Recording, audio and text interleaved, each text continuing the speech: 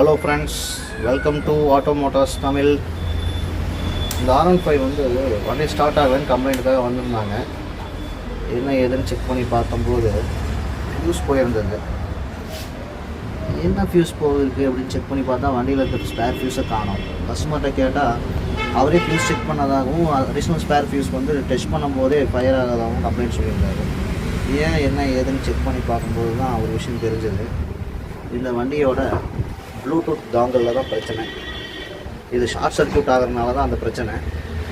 R15 V4 Bluetooth connectivity இருக்கக்கூடிய வண்டிகளில் இந்த பிரச்சனை அடிக்கடிக்கு வருது. இந்த ப்ளூடூத் டாங்கல் ஷார்ட் சர்க்யூட் ஆச்சுன்னா இமீடியட்டாக இங்கே ஃப்யூஸ் போயிடுது. ஃப்யூஸை நீங்கள் ஸ்பேர் ஃப்யூஸ் வந்து கையில் வச்சிங்கனாவே அப்போவே அது வந்து ஃபயர் ஆகிடுது. ஃபயர் ஆகணும்னு பயப்பட வேண்டாம், அது ஃப்யூஸ் போயிடுது. இதுக்கு முக்கியமான ரீசன் வந்து இந்த ப்ளூடூத் டாங்கல் தான்.